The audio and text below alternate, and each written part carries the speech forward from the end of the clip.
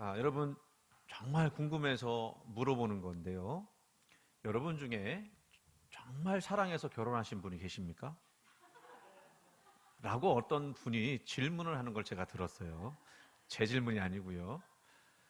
근데 그분은 이런 얘기하는 거예요. 정말 사랑해서 결혼한 사람은 없다. 왜 그러냐? 근데 어떻게 결혼하느냐? 젊을 때 사랑하게 되는 거는 그때 도파민이라는 그 호르몬이 제일 왕성하게 나오는 때이기 때문에 그때는 누구든지 다 이뻐 보인다는 거예요. 잘못 걸리면 이제 그렇게 결혼하는 거죠. 그래서 정말 사랑해서가 아니고 호르몬이 왕성하게 나오기 때문에 결혼을 한다. 어느 정도 또 맞는 것 같죠, 권사님? 네? 네. 아닌 분들만 물어보는 거예요. 또 이렇게 데이트하면서 그 사람만 보이잖아요. 그런 얘기 아니에요. 콩깍지 씌었다. 근데 콩깍지 호르몬이 또 있대요. 뭐냐면 그 사람 보면 제일 잘생겨 보이고 제일 이쁘게 보이는 거예요. 그리고 그러다 보니까 그 사람 아니면 안 되겠다라고 하는 마음이 드는데 그게 정말 사랑해서가 아니라 그 콩깍지 호르몬, 페닐에틸아민이라고 하는 호르몬이 나와서 그렇게 보인다는 거예요. 또 연애하다 보면 또 안고 뽀뽀하고 그러면은 막 구름을 떠다니는 것 같은데 그게 사랑해서 둥둥 떠다니는 게 아니고 옥시토신이라고 하는 유대관계 호르몬이 나와서 이렇게 마음이 둥둥 떠다니는 것 같고 그렇다는 거예요. 근데 그래서 이제 결혼을 하지 않습니까? 근데 그게 얼마까지 나오냐? 이 호르몬이 얼마까지 나오냐? 이 의사들 하는 얘기는 점점점 줄다가 18개월에서 결혼하고 18개월에서 30개월이면 이제 안 나온대요. 근데 그때부터는 진짜 현실이 되는 거죠. 애도 낳고. 그래서 호르몬이 이제 나오지 않으니까 사랑이 식어버리는 거예요. 그때는 뭐로 산다고 그러죠? 우정으로 산다고 그러죠. 그러면서 더는 뭐라고 이야기하냐면 우리는 사랑하지 않는가 봐. 그러면서 이제 막 슬퍼하는 겁니다. 여러분, 사람의 사랑도요, 그분 얘기대로 하면 호르몬 나오지 않으니까 식어버리는 거예요. 그 질문 한번 던져볼게요. 우리 사랑이 그렇다 보니까 하나님 사랑도 그렇게 느낄 때가 있는 것 같은데 하나님 사랑도 식나요? 어느 영화에서 아주 유명한 대사를 하나 했었는데 사랑이 어떻게 변하니? 라고 하는 유명한 영화 대사가 있었어요. 정말 사랑하면 변할 수가 없다라는 그런 얘기예요. 근데 사람은 변할 수 있어요. 그렇지만 하나님은요, 본질이 사랑이시기 때문에 영원히 변치 않는 사랑으로 우리를 사랑해 주신 줄 믿으시기 바랍니다. 저희 장모님 장례 얘기를 조금만 할게요. 몇 번 하고 이제 안 할게요. 저희 장모님이 돌아가시기 전에 병원에서 그 병원 입원하는 동안 굉장히 힘든 과정을 거치셨어요. 막 복수가 차고 신장 기능이 이제 약해져서 투석을 해야 했습니다. 투석하는 중간에 혈압이 떨어졌어요. 그러니까 혈압 떨어지면 투석을 못 해요. 그래서 그만두기를 몇 번 했습니다. 그 과정에서 이제 우리 장모님이 너무너무 괴로워하셨고 본인이 너무 괴로우니까 나 그냥 천국 갈란다 그러면서 모든 치료를 그만두고 싶어 하셨어요. 그런데 자녀 입장에서는 그럴 수 있나요? 한 번만 더 하자고, 한 번만 더 해보자고 설득을 해서 한 5번 정도인가를 투석을 했어요. 그렇지만 몸은 더 나아질 기미가 보이지 않고 잠깐은 좋아졌다가 또 나빠지고 그런 과정을 계속하다가 호흡이 점점 더 거칠어지시더라고요. 그래서 더 이상 어머니가 연명치료를 할 수 없게 되었습니다. 여러분, 그게 뭘 의미하는지를 여러분 잘 아실 거예요. 그렇죠? 그런데 그 와중에 그 자녀들도 어머니도 전혀 의심하지 않았던 것이 있었어요. 그게 뭐냐면 그것은 하나님이 우리를 사랑하신다는 거였습니다. 자녀들이 왜 하나님, 왜 사랑을 멈추시나요? 라고 질문하지 않았어요. 왜 그런지 아십니까? 환경이 그리고 몸 상태가 우리가 바라는 대로 흘러가지 않았지만 우리 어머니를 하나님께서 사랑하신다는 증거를 이미 전에 보여주셨기 때문이죠. 그게 뭐죠? 바로 십자가 사랑이에요. 우리는 종종 십자가 사랑은 생각하지 않고 당장에 내 원하는 대로 되어지는 거, 그거 안 되면 하나님 나를 사랑하지 않으시는가 봐, 하나님의 사랑이 변하셨나 봐 라고 생각하게 되는 거죠. 그렇지 않죠. 하나님의 사랑은 이미 그 아들을 아끼지 않으시고 우리를 위해 내어주심으로써 확증하셨습니다. 우리는 그 사랑으로 인해 자격이 없음에도 불구하고 구원받았고 있는 그대로의 모습으로 받아들여 주셨어요. 여러분이 세상에서 아무리 죄 안 지려고 애를 써도 죄 안 짓고 온 분이 있습니까? 그런데도 여기 이렇게 앉아서 예배 드릴 수 있는 것은 하나님이 있는 그대로의 모습으로 우리를 받아주셨기 때문에 그래요. 우리는 이 사랑을 확신해야 하는 줄 믿습니다. 여러분이 하나님을 진정으로 사랑하지 못하고 교회 봉사나 헌신을 한다고 할 때 100번, 1000번 할 수 있겠지만 그렇게 하는 것은요 다 외식이 되고 다 거짓말이 될 수가 있어요. 직분은 받았고 신앙생활에 경력도 쌓였으니까 하기는 하는데 만약에 하나님께 대한 사랑 그리고 하나님 우리를 얼마나 사랑하시는지에 대한 그런 깨달음이 없이 억지로 한다면 그건 그냥 하는 거예요. 은혜로 하는 게 아닙니다. 그러니까 그거를 보고 뭐라고 얘기하냐면 신앙생활이라고 하지 않고 종교생활이라고 그래요. 그냥 하는 거예요. 안 하면 허전하니까. 그렇게 해야 하나님이 나한테 복 주실 것 같으니까. 우리는 하나님과의 관계가 이런 형식적인 관계가 아니라 생명으로 묶인 관계여야 합니다. 하나님과의 관계에서 생명이 충만하게 일어나면 그 사랑으로 인해서 사랑의 역사가 또한 충만하게 일어나게 되는 거죠. 오늘날 우리의 불행은 뭔가요, 여러분? 그냥 시도 때도 없이 몰려오는 불행감이 있어요. 그게 왜 그러냐면요, 우리 중심에 이런 사랑이 사라지고 껍데기만 남았기 때문에 그래요. 얼마 전에 제가 몇 번 얘기를 했었는데요, 얼마 전에 참 잘 살고 있는 줄 알았던 그 방송인 부부가 이혼한다고 하는 소식을 전해줬어요. 그거 뭐 우리가 쓸데없는 얘기 아닙니까? 우리가 뭐 관심 갖지 않아도 되는 얘기인데, 저는 왜 그 소식이 자꾸 그 마음이 자꾸 갔느냐면, 아니 부부가 함께 출연해서 잘 사는 중이라고 광고했거든요. 동상이 뭐인가 뭐 그런 데 나와갖고, 그리고 뭐 서로 보고 싶다고 눈물도 흘리고 막 이랬단 말이에요. 그러니까 그런 부부가 갑자기 이혼을 한다니까 배신감 느끼는 거예요. 지금 우리가 생각하지 않습니까? 잘 살기를 바라고 어려움이 있어도 잘 극복하기를 원하는 마음들이 있지 않습니까? 근데요, 보니까 나중에 보니까 내용을 보니까요, 이 두 사람이요 배우자에게 더 관심 가져야 되는데도 불구하고 자기 일에만 몰두했대요. 자기 취미 생활만 더 열심히 했대요. 그러니까 어떻게 이게 관계가 좋은 관계가 되겠습니까? 거기서 어떻게 생명의 신비가 드러날 수 있겠어요? 껍데기는 그럴듯하게 보였지만 불행한 거예요. 왜? 뭐가 없으니까? 그 속에 사랑이 없으니까. 여기 중에 그런 분 계세요? 혹시? 오늘 그 사랑을 다시 회복하고 돌아가기 원합니다. 여러분, 성경에도요, 말세가 되면 믿는 자도 없어지지만, 여러분 잘 들으세요, 믿는 자를 찾기가 힘들대요. 지금 요즘 이게 말세가 아닐까 싶은 생각이 드는데, 근데 뭐도 식어지냐면 사랑도 식어진다고 그랬어요. 그러니까 사랑이 식어지니까 진짜 사랑도 알지 못하는 시대가 되었습니다. 이 가짜 사랑, 이런 사랑이 넘쳐나는 거죠. 그러니까 찬송가에도 곳곳마다 사랑 없어 탄식하는 소리뿐이다라고 하는 그런 찬송가 가사 있지 않습니까? 왜 사랑이 식느냐? 왜 사랑이 없느냐? 상당히 중요한 문제예요. 우리가 심각하게 생각할 거예요. 왜 그러냐면요, 우리 능력으로 사랑하려고 하면요, 이게 안 되기 때문에 그래요. 호르몬이 나와줘야 사랑을 하는데 호르몬도 안 나와요. 쥐어짜야 나올지 모르겠는데 사랑한다고 말할 수 있는 것은, 그러니까 제정신도 그렇게 할 수가 없는 거예요. 우리가 인사하지 않습니까? 사랑합니다, 존경합니다, 인사를 하자고 그랬잖아요. 근데 이게 제정신이 아니면 할 수가 없는 거예요. 그 왜 그러냐? 저는요, 어렵고 힘들 때 요한복음에 기록된 예수님 사랑을 기억하고 힘을 내는데, 요한복음 13장 1절 말씀에 이런 말씀이 있어요. 유월절 전에 예수께서 자기가 세상을 떠나 아버지께로 돌아가실 때가 이른 줄 아시고 세상에 있는 자기 사람들을 사랑하시되, 어떻게 사랑하셨다고요? 끝까지 사랑하셨다고 있습니다. 힘든 일 있고 어려운 일 있고 고생하는 일이 있어도 끝까지 사랑한다고 말씀하셨어요. 이제 예수님이 저 말씀하실 때는 언제였느냐면 곧 십자가에 달려 죽으실 때였습니다. 그 길을 홀로 외로이 걸어가야 하셨습니다. 그러면 자기 연민에 빠질 수 있거든요. 또 자기만 생각할 수 있거든요. 그런데 주님 어떻게 하셨습니까? 전인격적으로 우리를 사랑해 주셨습니다. 제자들을 사랑해 주셨습니다. 끝까지 포기하지 않고 자기를 완전히 내어주시는 사랑으로 그 제자들을 사랑해 주셨습니다.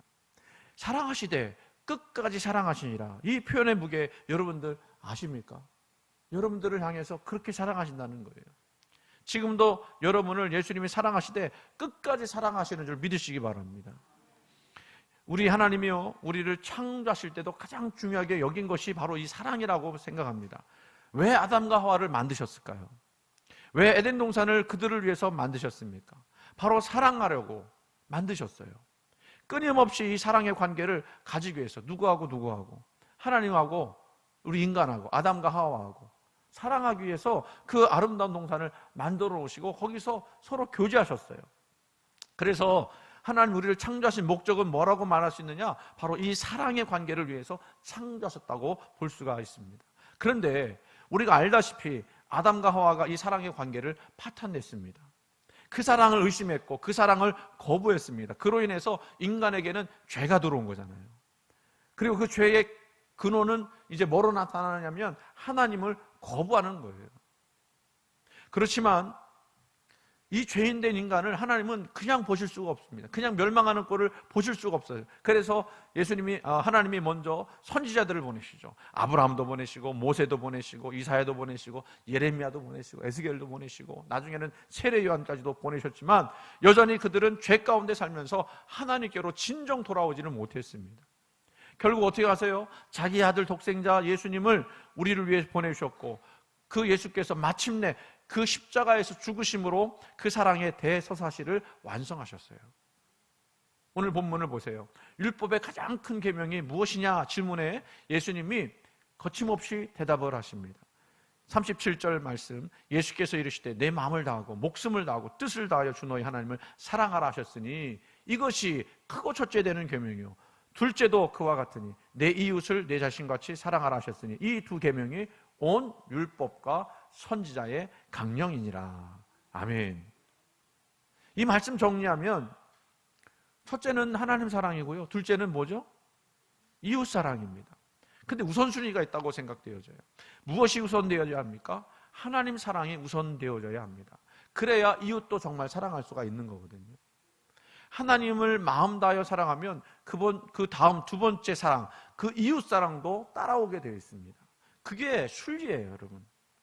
그런데 이 첫 번째 사랑을 제대로 하지 못하니까 두 번째 사랑, 그 모든 행동이 껍데기만 남는 거예요. 중심이 없는 거예요. 그런데 그게 이웃사랑이 진심으로 가능하게 되는 이유가 있습니다. 하나님을 생각할 때 나를 먼저 사랑하셨다는 사실을 알기 때문인 거죠. 내가 먼저 사랑한 게 아니라 하나님이 나를 먼저 사랑하셨다는 거예요. 더 구체적으로 말씀드리면 하나님이 나를 얼마나 사랑하시는지 알게 됨으로써 가능해지는 사랑이 되었다는 것입니다. 그 말씀이 요한 1서 4장 9절에서 10절까지 말씀이 나와 있는데요. 하나님의 사랑이 우리에게 이렇게 나타난 바 되었으니 하나님이 자기의 독생자를 세상에 보내심은 그로 말미암아 우리를 살리려 하심이라. 사랑은 여기 있으니 우리가 하나님을 사랑한 것이 아니요 하나님이 우리를 사랑하사 우리 죄를 속하기 위하여 화목제물로 그 아들을 보내셨습니다. 아멘. 뭐라고 해야 되냐면요, 사랑이 여기 있대요. 바로 하나님이 우리를 먼저 사랑해 주신 그 사랑이 여기 있대요. 그 사랑이 있었기 때문에 우리도 사랑을 알게 되었다는 것입니다. 자기 자신을 다 내어주신 사랑을 우리에게 먼저 주셨기 때문에 우리는 그 사랑이 뭔지를 알는 거예요. 아, 사랑이라는 거는 자기를 내어주는 것이구나. 그리고 그 사랑이 얼마나 대단하고 놀라운 것인지를 알게 되는 거예요. 왜? 나 자신을 보니까 참 볼품없는 인생이에요. 죄악 가운데 빠진 인생이에요. 그런데 우리를 위해서 예수 그리스도를 보내시고 나를 위해서 십자가에 달려 죽게 하심으로써 믿는 자에게 구원 주시는 은혜를 베풀어 주셨으니까. 여기 중요한 사실 하나가 있어요. 여러분, 제가 이 말씀 보면서 그 마음속에 많이 와닿는 말씀인데, 하나님이 독생자를 세상에 보내심은 그로 말미암아 뭐 하냐면 우리를 살리려 하셨다라고 말씀하고 있어요. 그러니까 여러분이요, 사랑이 없으면요 죽은 거나 마찬가지예요. 정말 그렇지 않습니까? 여러분, 사랑받지 못하고 사랑하지 않으면 죽은 것 같아요. 기쁨이 없어요. 행복이 하지 않아요. 그렇지 않아요? 근데 여러분, 교회 오니까요, 사랑한다고 존경한다고 하니까 얼마나 행복해요. 그렇죠? 세상 가서 어디 가서 그런 얘기 하라고 해봐요. 돈 주면 할 수는 있겠지만 옛날에 그 전화번호 안내, 요즘은 그런 거 안 하죠. 전화 안 하죠. 그러면 사랑합니다 고객님 이렇게 대답을 하고 사람들 막 그 듣고서는 좋아하는 사람도 있고 그랬다고 그러지 않습니까? 근데 지금 그렇지 않아요. 그 사랑을 우리가 알아야 우리가 살아나는 거예요. 하나님이 그 독생자 예수를 우리를 위해서 보내셨다는 것을 믿고 받아들이면 그 순간 여러분의 영혼이 살아나는 줄 믿으시기 바랍니다. 우리 삶이 왜 이렇게 엉망진창이 되고 뒤죽박죽되고 왜 이렇게 능력도 없고 역사함도 없느냐? 그것은 너무나 잘 알고 있는 사실이에요. 바로 우리를 창조하시고 우리를 사랑하시는 하나님에게서 멀어진 탓인 줄 깨닫습니다.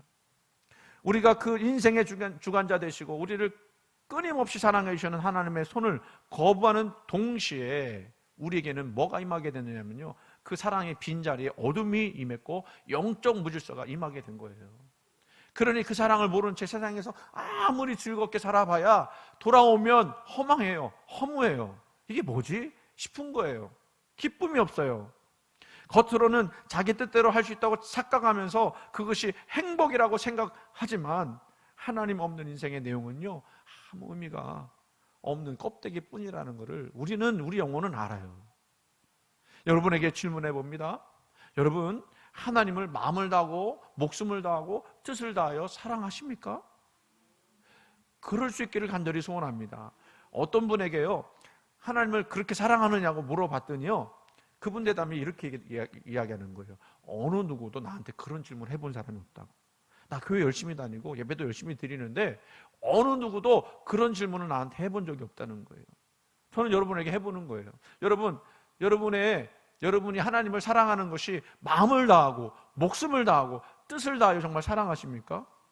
그렇게 되어야만 우리 삶이요, 정상적으로 하나님의 영적 질서가 우리에게 임하게 되는 거예요. 이게 깨어지는 순간 우리 인생은요, 엉망진창이 되는 거예요. 뭘 해도 만족이 없고 기쁨이 없고 행복이 없는 거예요.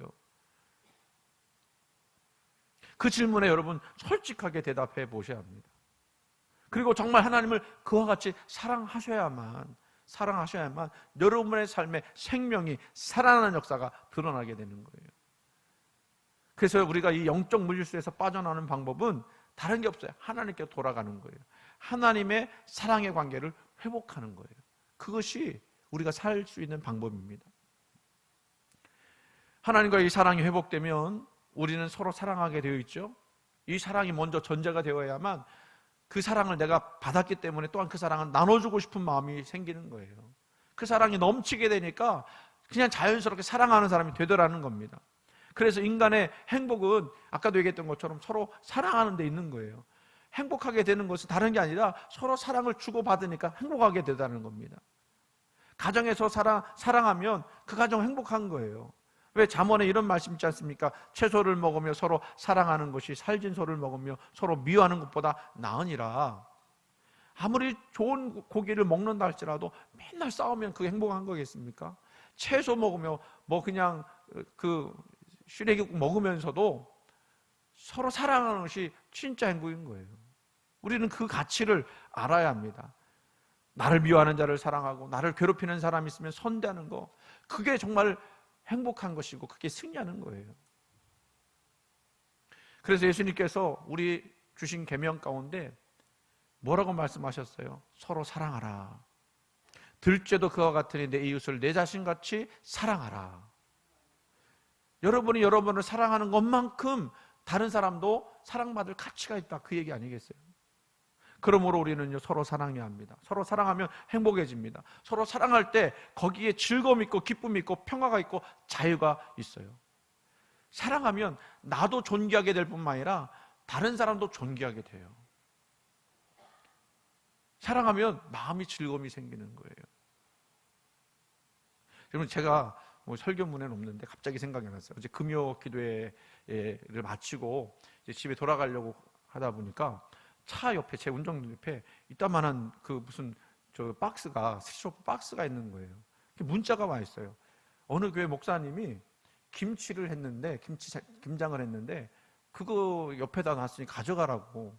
근데 아무리 봐도 그 교회도 금요 기도를 하는 교회거든요. 그게 퀵으로 배달이 된 줄 알았어요. 나중에 보니까 목사님 직접 갖다 놓고 가신 거예요. 그러니까요, 제가 저한테 준 게 아니라 우리 집사람한테 준 거죠. 근데 목사님이 가져다 놨으니까 나한테 문자 넣은 건데, 그 사랑을 받으니까 어떤 생각이 드냐면 그 목사님 크게 보이더라고요.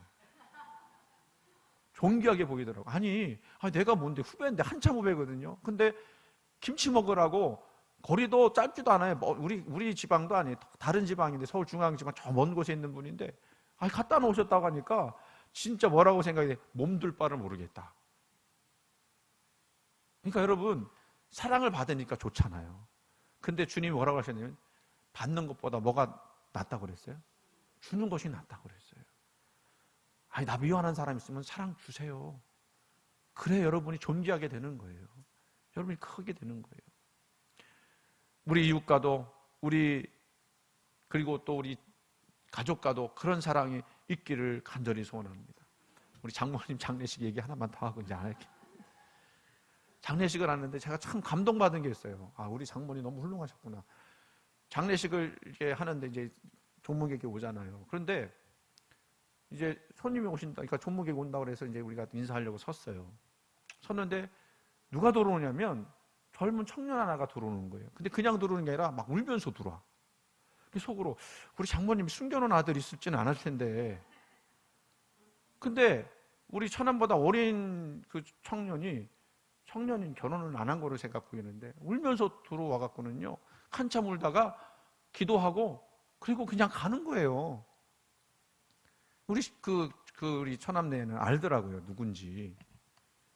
그래서 누구냐고, 왜 저렇게 청년이, 나이 연배도 안 맞잖아요. 우리 장모님 나이하고 청년 나이하고 맞지도 않잖아요. 되게 궁금한 거예요. 그게 왜 울다가냐? 그렇게 물어봤더니 그 청년이 사실은 홀어머니 밑에서 어릴 때부터 자란 거예요. 근데 우리 장모님이 본인도 어려운데 그 모자를 좀 돌봐줬나 봐요. 사랑해줬나 봐요. 근데 이제 이 청년이 어떻게 하다가 이제 교회를 떠나게 됐는데 그 소식을 들은 거예요. 우리 장모님 돌아가셨다는 소식을 누가 전해줬는지. 그러니까 그 사랑을 잊지 못하고 와갖고 눈물을 흘리고 가더라고요. 참 귀했습니다. 감동받았어요. 여러분요, 여러분 돌아가실 때 누구 한 사람, 물어줄 사람 한 사람 만들어 놓고 가세요. 네? 여기 있는 사람들 중 있잖아요. 여기들 청년들 있잖아요. 자기만 생각하지 마시고 정말 나를 위해서 울어줄 사람 한 사람 꼭 그렇게 생각하고 하는 게 아니지만 사랑을 주고 가시라고요. 그게 얼마나 귀한 거예요. 칠드런 하트 프로젝트가 이제 다음 주 추수감사절이면 이제 시작되는 거나 마찬가지인데요. 그거 이제 주관하는 기관이 우리가 계속 이제 그 관계를 하고 있는 사마리안 퍼스라는 거는요, 지갑이에요, 지갑. 선한 사마리아인이 자기 지갑 열어갖고 도와줬잖아요. 그거를 의미하는 건데요. 우리 교회에 얘기를 말씀드리면 몽골에서 어느 아이가 오는데 그 아이가 수술받고 2주 동안 이제 그 돌봄을 받아야 되는데 우리 교회 보고 하라고 해서 한 거 아닙니까? 처음에는요, 그냥 잘 돌봐주면 되는 줄 알았어요.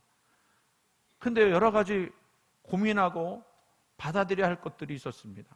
뭔지 아십니까? 법적인 책임도 져야 돼요. 왜냐하면 외국에서 왔기 때문에 이 잘못되면 외교 관계가 틀어지는 거예요. 법적인 책임도 져야 하고요. 물질적인 도움도 우리가 해야 해요. 그것만 있는 게 아니잖아요. 헌신하는 분들이 자기 시간 내서 몸으로 그 아이들을 돌봐줘야 합니다. 그리고요, 또 중요한 거는요, 그 아이와 엄마에게 돌보는 중에 가능하면 그 방에만 있는 게 아니라 외부 활동을 시켜주라는 거예요.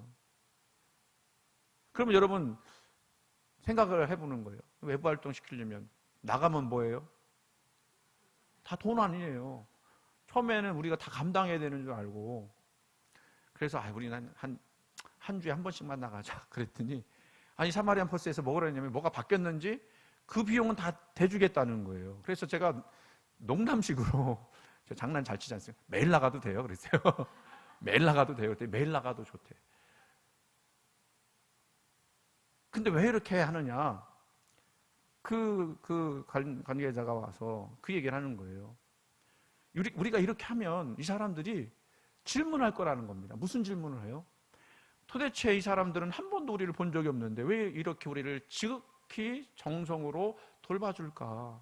무엇 때문에 그들은 우리를 이해하는 거죠. 그들은 이렇게 극진히 대접을 하는 것일까? 라고 질문하게 돼 있다는 거예요. 왜 그렇죠? 그 대답은 뭡니까? 우리 주님이 우리를 그렇게 사랑해 주셨으니까. 그 사랑을 또한 우리는 전달하는 것뿐이에요. 그렇습니다. 우리가 하나님을 사랑받게 되면요, 다른 사람도 살리는 역사가 일어나게 되는 거예요. 여러분이 정말 하나님을 사랑한다고 하면 그 사랑 받았으니 다른 사람 살리는 일에 여러분들이 최선을 다할 수밖에 없는 거예요. 예수님의 모든 진리는 뭐로 통하고 있느냐? 사랑으로 통하는 거예요.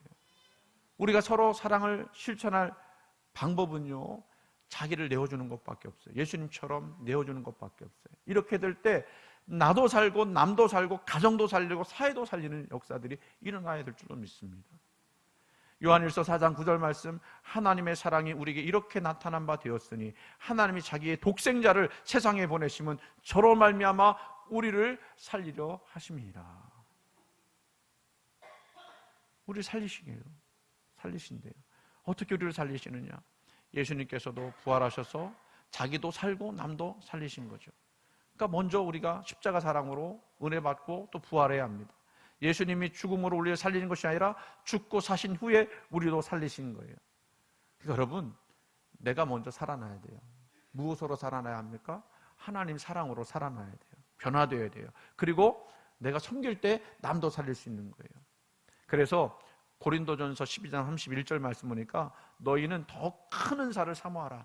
더욱 큰 은사는 사랑의 은사예요. 내가 또한 제일 좋은 길을 너희에게 보이리라 라고 말씀하셨어요. 크면 클수록 좋은 게요, 사랑인 거예요. 많이 가지면 가질수록 좋은 게 사랑이에요. 제일 좋은 길은 뭐죠? 서로 통하는 거 아닙니까?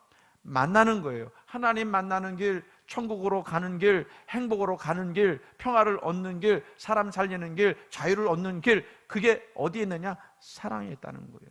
그러니까 이렇게 사도 바울은 그 뒤에 노래하지 않습니까? 사랑은 오래 참고, 사랑은 온유하며, 투기하는 자가 되지 아니하며, 사랑은 자랑하지 아니하며 교만하지 아니하며, 무례히 행하지 아니하며, 자기의 유익을 구하지 아니하며, 성내지 아니하며, 악한 것을 생각하지 아니하며, 불의를 기뻐하지 아니하며, 진리와 함께 기뻐하고.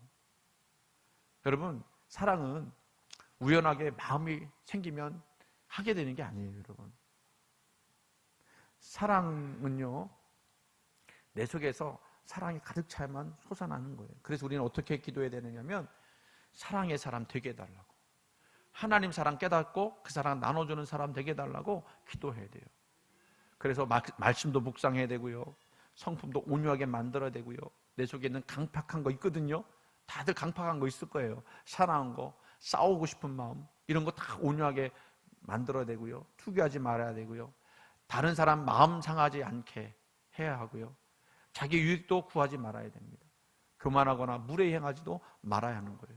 그렇게 할 때 여러분이 진짜로 사랑하게 되면, 나는 사랑한 것인데 그게 나를 살리는 역사가 일어나고 남을 살리는 역사가 일어나게 되는 줄 여러분 믿으시기를 주님의 이름으로 축원을 드립니다.